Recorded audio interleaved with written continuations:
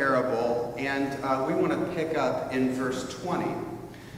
The parable of the prodigal son comes after two other parables about things getting lost and found. The parable of the lost sheep and the parable of the lost coin. And we talked about the lost sheep not too long ago here at Covenant, where the shepherd goes out and finds the one sheep and brings it back rejoicing, leaving the 99 where they were in the flock. And then the parable of the lost coin is a woman sweeping her house looking for this coin, and when she finds it, she rejoices, even though it was a coin that she already had, but she found it again, and that brought joy. And then in this parable of the prodigal son is one of two sons who decides to take his father's inheritance, and he goes out and he squanders it, and he's in a pigsty, and he says, "This is the worst, even my father's servants eat better than this. I'm going to go back and I'm going to beg on my hands and knees to be accepted by my father again." And that's where we pick off in verse 20. "So he set off and went to his father. But while he was still far off, his father saw him and was filled with compassion. He ran and put his arms around him and kissed him. Then the son said to him, 'Father, I have sinned against heaven and before you. I am no longer worthy to be called your son.' But the father said to his slaves, 'Quickly, bring out a robe, the best one, and put it on him. Put a ring on his finger, put sandals on his feet. Get the fatted calf, kill it, let us eat and celebrate. For this son of mine was dead and is alive again. He was lost and is found.' And they began to celebrate." I think Jesus telling this parable about fathers and sons is really poignant. Think about Jesus' situation. Think about the person who's telling the parable. Jesus himself is not a father, never marries or has kids. Jesus has a complicated relationship with his own father, doesn't he? We don't hear much about Joseph after Christmas, but I can always wonder, what kind of relationship must Joseph have with Jesus and with Mary and with God?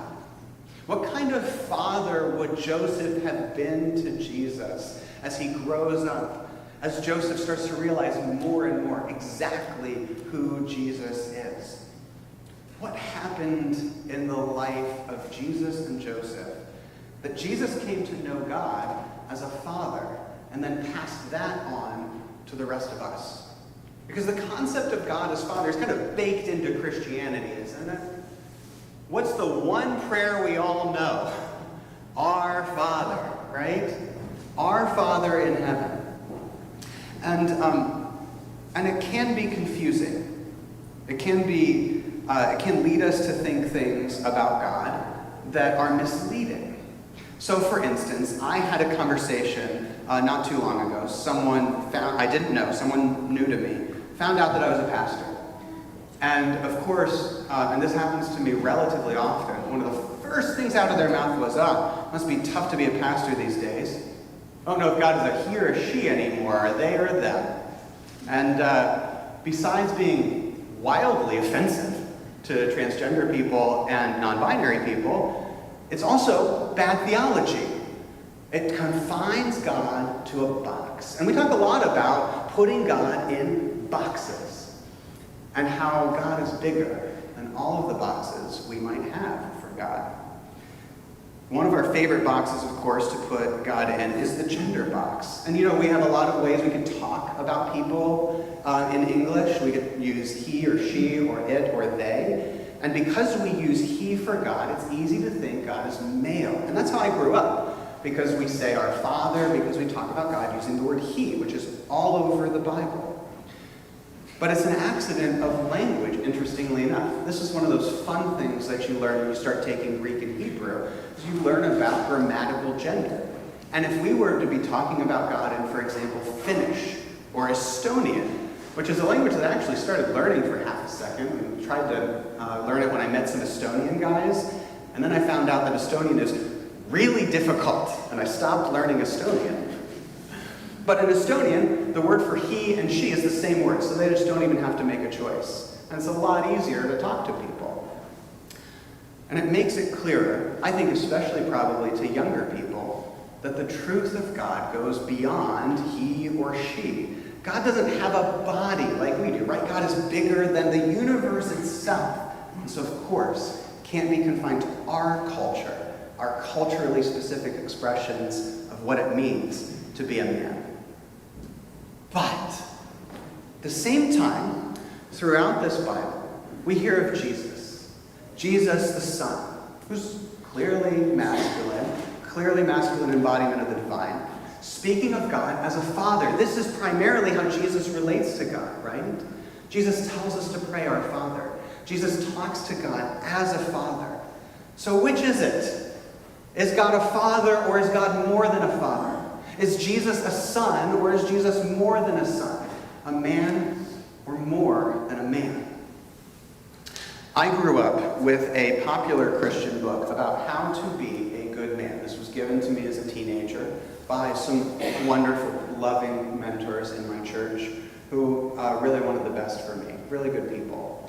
It was about how to be a good man, how to grow up to be a good father, and it told me that the way to do that, and maybe you'll recognize this book as I describe it, the way to do that is to think about the common metaphors we have in American culture for being a man. To go be a cowboy, to go on adventures, to find excitement in life. So go be a cowboy. To be the knight in shining armor, to find damsels in distress and to save them. And John Eldredge is probably very disappointed in me because I did not grow up to be a cowboy and I did not grow up to be a knight in shining armor. How problematic is it that these are the examples that we give to young men to expect them to grow up to fit these very narrow roles? And it's not just my generation, right? We've experienced this throughout the generations. Men are told they need to be John Wayne, or macho, or alpha, or I guess Sigma now. You know, if are we taking that seriously? Are we taking this maybe? Yeah? Really? We're taking it pretty seriously? Okay. Yeah. But it's something that continues. And all of those, whatever the generational name for it is, whatever your generation is, it means that to be a man, you have to be anything but in last place. Anything but a loser. Anything but poor. Anything but boring. And how problematic is this? Well, it's very problematic if you care about things like domestic abuse, which affects 12 million people annually, affects 1 in 3 women, 1 in 4 men, and domestic abuse perpetrators are not only men. To be clear, women commit domestic abuse, but 94.4% of the time it's men. Men perpetrate the majority of gun violence, 65%. And the most common victims of gun violence, men. 85% of victims of gun violence. So our concepts of masculinity are problematic if you care about the health of men. And they're also problematic if you want people to follow Jesus. Because the real Jesus is not a cowboy or a knight in shining armor. The real Jesus is a nobody from nowhere. The real Jesus cries, weeps. The real Jesus tells people to care for one another, tells people to stop being violent. The real Jesus is not rich. He's penniless, and he dies penniless and friendless, with everybody abandoning him. And the real Jesus teaches us that God the Father is love, is compassionate, is nurturing, is present. So let's look at this father in the parable.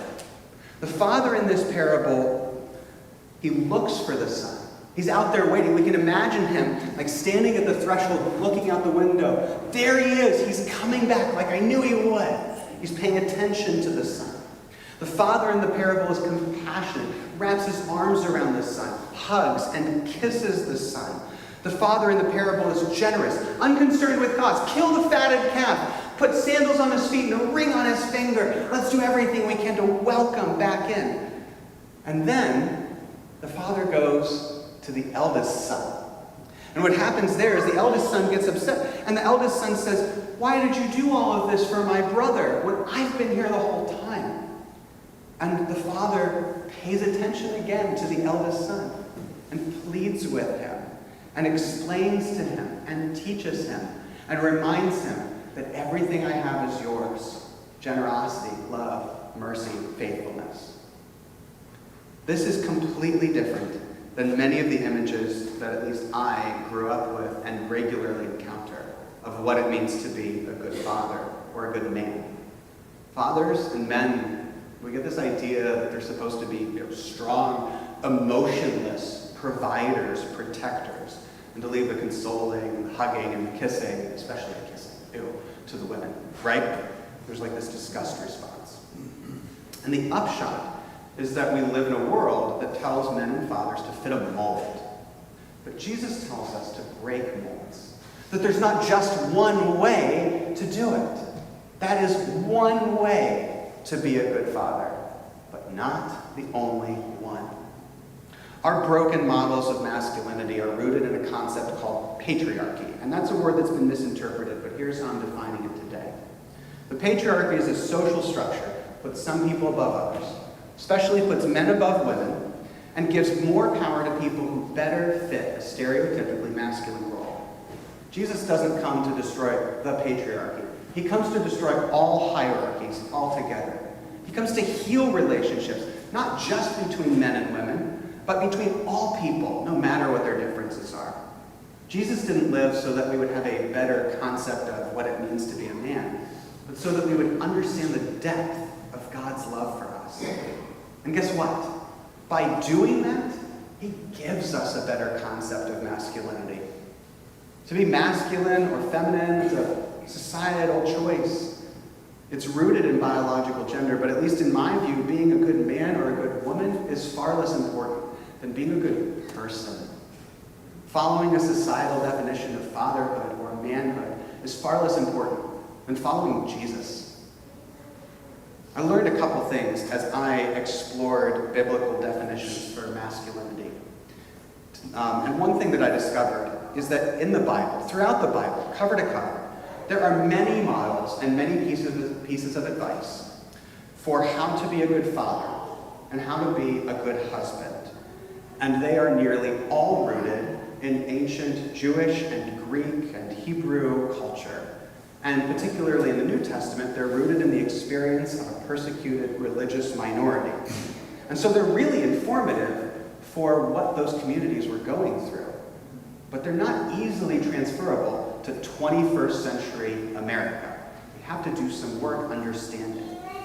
They are more about how early Christians survived and not universal laws.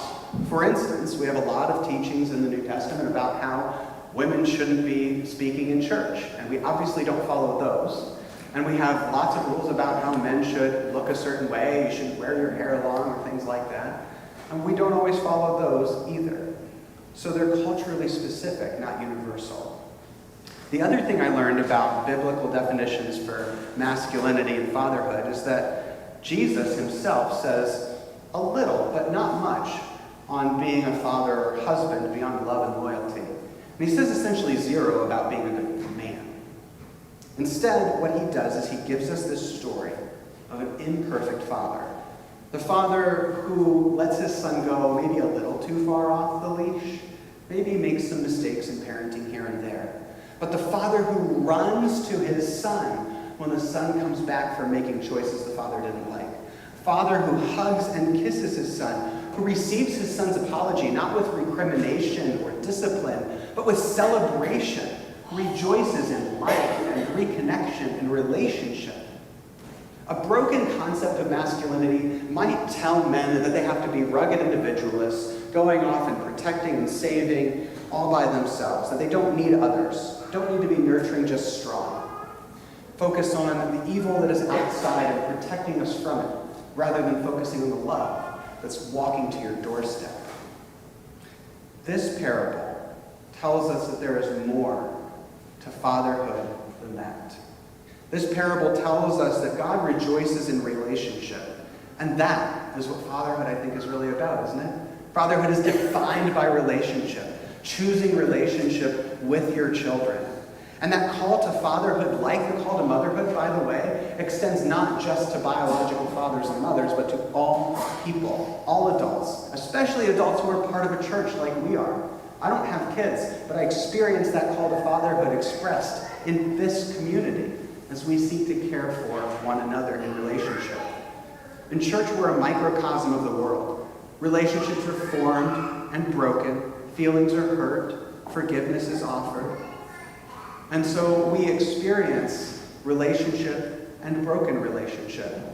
We watched this weekend as missiles were launched and people were killed in the name of peace or protection. Protests swept the country. There were people in Norristown and Downingtown and elsewhere being detained by law enforcement. And so we know there's division, there's disagreement over how to protect, how to nurture, how to build a community, how to love our neighbors as ourselves. But the Father in this parable gives us a path. That's right. Yeah, believe it or not. The Father in this parable tells us to look for renewal of relationship, to seek to build those connections, to foster relationship, to expect it, to celebrate it. If we're to fight and protect, to do so to protect those who find themselves on the outside looking in, to do so to reconcile people, to do so to celebrate kindness and love and peace. The Father in the parable, he's not a knight in shining armor. He's not a cowboy on an adventure. He's not a rugged individualist. He gives us yet another model for fatherhood, because he is a father. And his model reminds me that God is working to break down the walls that divide us and break relationships, and to connect us with one another again. All of us, fathers, mothers, men, women, all of us can hear the call of this parable. So this Father's Day, I invite you to celebrate the fathers in your life who have worked, some tirelessly, some literally tirelessly without much sleep, to build and restore relationship, to raise children with care, to reconcile siblings and families, to offer mercy, simply to love. And may we all, no matter where we are in life, follow those examples. Amen.